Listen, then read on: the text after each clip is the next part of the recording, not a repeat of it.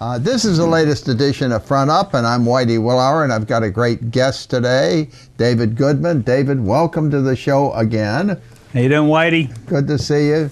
Now, what's going through your mind today? What kind of trouble are you causing? I don't cause any trouble. I'm an observer. Yeah, and I comment on it. What are you observing and commenting on?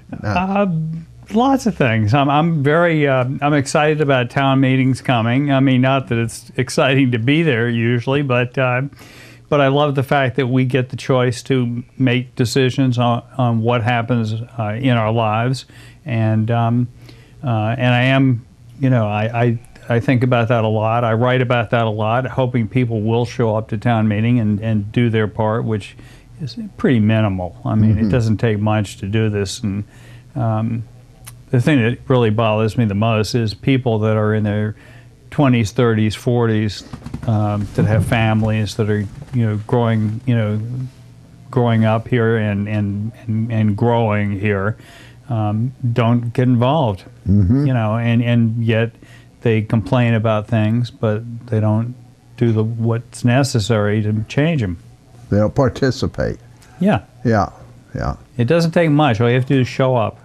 Show up and having registered ahead of time. Yeah, that's the other way. Yeah, a lot of them haven't registered yet. I'm amazed, and I always tell people, years ago, I had a crew, and I usually had anywhere from 4 to 12 people working for me, and I always used to tell people before an election that I would pay them an hour. They could come in an hour late to go vote, and I'd pay them for that hour. Nobody ever took me up on it. Really? The people that were going to vote, voted. And the people that weren't going to vote wouldn't even take that time to do it, even though they got paid. When can people register anyway? Do we know when the The latest? 12th, I think it's the 12th of March. Oh, you mean for town, yeah. For the town meeting, yeah. They just had, you just had to register. The deadline passed, and I think it was for the presidential primary, but that's different. That's a federal election. Right.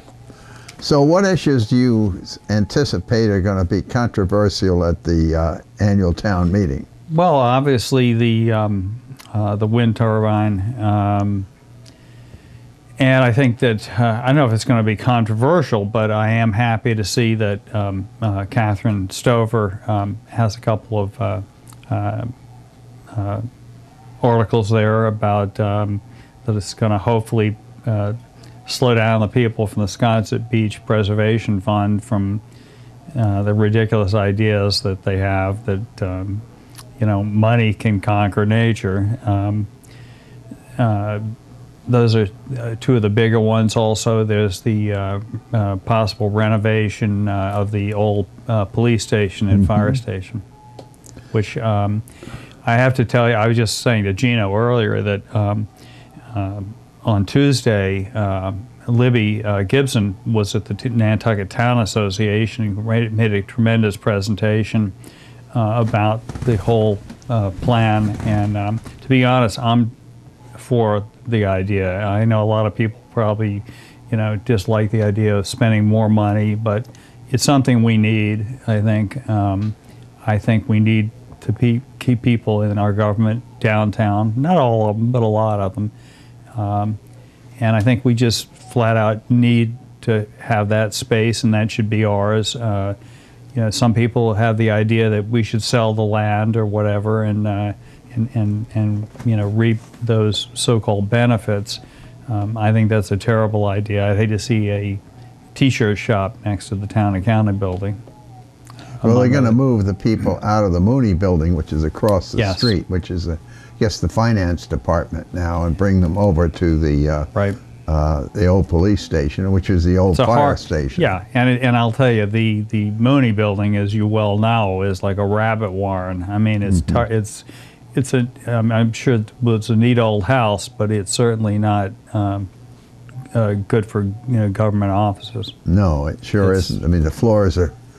Well, if you're the least bit, not even handicapped, if you just, have bad knees or whatever, it's tough to get up and down the stairs. It's very narrow, it's very tight, and it's like a lot of old buildings here. It goes all over the place. What do you think about the Hummock Pond bike path? That's another one of these. I think we're a few years late on it. I used to live out off of Hummock Pond Road, and it was horrendous. About 6 months a year, I was always afraid that somebody was going to be hit on bikes or walking. You'd see a lot of people that would take the bus, the NRTA bus, out and get off at the corner of Hummock Pond Road and Somerset Lane, and then walk out to the brewery or the farm or whatever. Pretty good walk on narrow roads with pretty good curves in it, and I'm sure a fair amount of them had alcohol in them before they left, and they just weren't careful. I mean, I can't tell you how many times I'd come around a curve and there'd be people, 2 or 3 people deep out in the street, and if there's a car coming the other direction, it's all you can do to stop in time, even if you're obeying the speed limit. There seems to be a hesitancy on the part of the Finance Committee to borrow more money. In other words, they're using that as saying, okay, we borrowed enough money, so we probably shouldn't do the police station, we shouldn't do Hummock Pond, we shouldn't do the wind turbine. Do you think we're over borrowed, or? Well, supposedly we have a really great credit rating from what I hear, not that means you have to go use it. But I think there are some places that we can, I think there are some things you just have to do. It's not even a question of should we. One thing that always amazes me is people say, when people talk about things, they said, oh, it's too big. I remember when they built the elementary school, they said, oh, it's too big. Well, it certainly wasn't. And then the high school, oh, it's too big. Within 2 years, it was already overcrowded. We said the same thing. A lot of people said the same thing about the police station, and it is quite large. But I think in a few years, and judging by the court reports I see, it probably won't be too large. And so that's why I think that putting people over in the old police station and fire station is a worthwhile expenditure. Mm-hmm. It's not a huge, it's a lot of money, $6.5 million, or probably more like $7.5 million when they're done. But I think that it's worthwhile, and I think it's something we need to do. And sometimes you just do what you have to do. It's not even a question of, you just have to do it. It's simple as that. I think there are other things that we don't have to do. Well, for instance, you got a sewer build-out is on the horizon, and wastewater treatment and these kinds of things. And the cost of money borrowing now is all-time low. Right. So it's probably the best time from a financial point of view to borrow money. And our credit rating is just one notch below the United States. And we went up, and they went down. They went down. We're almost meeting them as far as our ability to borrow money is concerned. Of course, that might be the difference between, like in school, a B and a C. So I don't know, as opposed to an A and a B. Well, it's probably a B plus and a B, because we had the top rating, and then it got. Right. And we're tied with Switzerland and Austria, who generally have pretty good economics. Well, we have an advantage too. And people, and people don't talk about it a lot, but it is true. A lot of the taxes that are paid here are paid by people that don't even live here, or at least aren't here most of the year. Not that that's a bad thing or an inappropriate thing, because if you have your $5,000 mansion here with a swimming pool and tennis court and all that, I think you should pay your fair share, whether you're here, 2 months a year or 12 months. Simple as that. These are people that are, if you're going to live on Hulbert Avenue or up on the cliff or somewhere where the land is more valuable, yeah, you're going to have to pay for it. It's as simple as that. If you want to live on Hooper Farm Road, you're going to probably pay less in taxes because it's not a a wealthy area, although you might dispute that with some people. But so, as far as Sconset's concerned, I see over in the Cape a lot of people have put riprap along the shores and such, and they seem to be saving their banks and coastal banks and things like that. Now, why is this so bad if we do this out on the east side of the island? Well, there are a number of reasons. I think you're talking about by Sankaty Head and Baxter Sure. Road. A number of things. If you look at any place where you put a groin or a jetty, it always erodes on one side or the other, or on both sides sometimes. What Gene Ratner did out there at Sheep Pond's a great example. Yeah, he put all this stuff in front of his house. It saved his house for a while, but everybody around him had an incredible erosion. It's like anything. If you put something there that's somewhat immovable, the next weakest link takes the hit. And that's one reason that I have a problem with this. And another reason that I have a problem is the work would be done on town-owned land. Those people do not own the land there at the beach at Baxter Road, so I think that they definitely don't have a right to use our land if we don't approve of it. In town meeting and at the ballot box, we said that they don't have the right to do that a few years ago, and by a huge margin. So I don't even think it gets close to to being a possibility, or a viable possibility, I should say. Another thing, it was interesting, there was a letter in the paper from a gentleman named Roosevelt who lives out that way. And I found that interesting that he's a huge proponent of this because Teddy Roosevelt, who he's related to, was one of our most ardent conservationists in this country and started a lot of the national parks. You mean Kermit Roosevelt? Yes. Yeah. I was trying to be right. somewhat discreet about it. But yeah, he was in the paper. Yeah. And, I realize that people that have large bank accounts very often believe that they have more of a right to do certain things than other people do. But the fact is, it doesn't work that way, or it's not supposed to. It does very often work that way. It's a bad idea. Again, they've already tried. They tried the dewatering. I had a huge discussion about that with Helmut Weimar, who told me this is when they were in the process of trying to do it. It was going to work. It was a great idea. He'd done all the research. It didn't work. It was horrendous. And it took them years after they admitted finally that it failed. Of course, they had excuses as to why it failed. They didn't get a chance, and they waited too long, whatever. They had a million reasons why it didn't work. And they had pipes sticking up out of the beach. It looked like, there was oil refineries around the place. And it took them years to get rid of that. And then they went with all this terracing there. Yeah. And it all blew down, and the wood and the netting and all was all over the island. It doesn't work. You can't. Well, no, wait a minute. That didn't work. Well, those were two things, and now they're trying another one. Yeah, but putting aside what they're doing, if I look at over in the vineyard, if I look at East Chop and West Chop, those are hardened, and the land in between isn't hardened, and it isn't being scoured.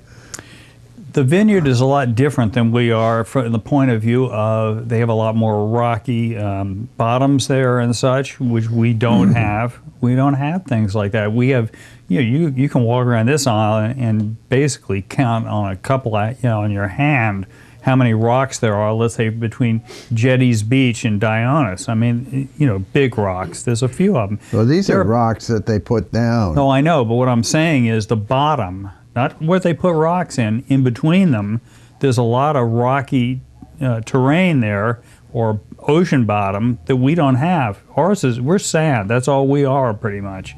So obviously they're not going to suffer the same kinds of erosion because it takes a lot longer to wear a rock down than it does a sandy bottom. You know, I can't compare the vineyard with Nantucket because it's just a different Well, Cape Pogue. terrain.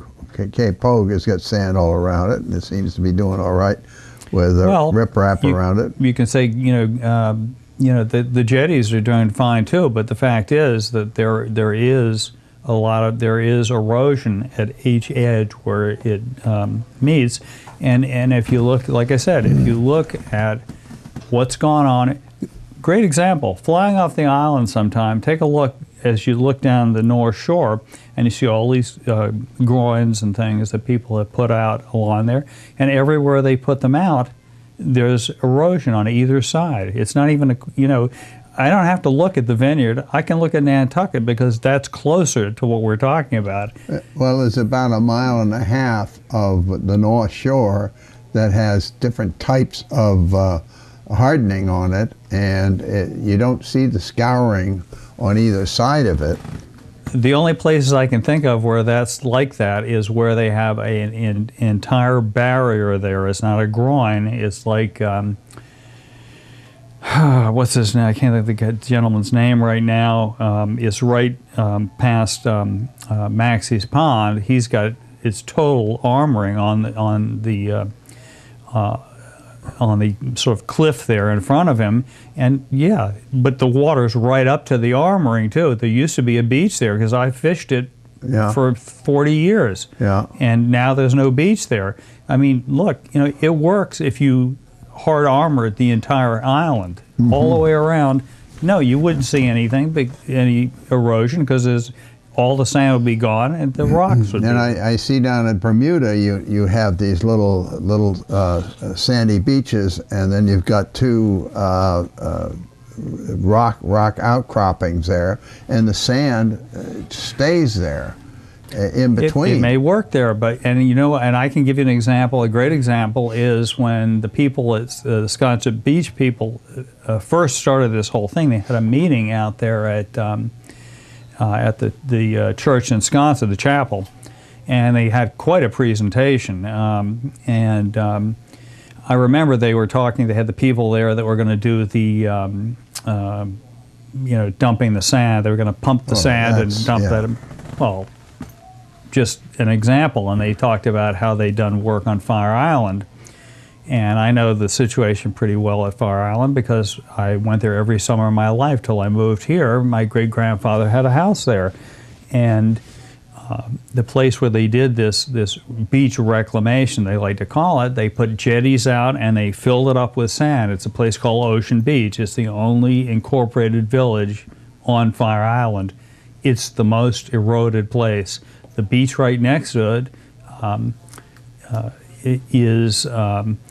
it has actually grown, but it's probably grown because it's what you know, everything that's washed out of there has built up next door. So, and I can't sit here and tell you each individual why it happened. All I can tell you is I do a lot of fishing. You walk around this place, you can see what's going on, and I get your point, and it's quite interesting. I don't necessarily agree with you, but I don't have time enough to fight it right now. No problem. Okay, but Thanks, we probably ought to have another show, and I'll come at you with some other information. So thank you very much. Do I have 1 second to say one thing? I just want to say one thing to people, and I've made a big point about this over the years. I have hepatitis C. About 4 million people in this country have it, and most of them don't know they have it. People need to go get checked, and the Nantucket AIDS Network will do it for free if you want to do it. I did it over there, and I don't have it. But how about AIDS? They also tested me for AIDS. That's good. That's good. Yeah, I decided that I would want to participate in that, and yes, I had a clean slate. And people need to find out because it'll kill you. Yeah, I had a friend of mine that had both, and the Hep C got him. Yep. Yeah. I was lucky. Yeah. So thank you very much, and appreciate it. Okay, Whitey. Thanks. Right. Good to see you.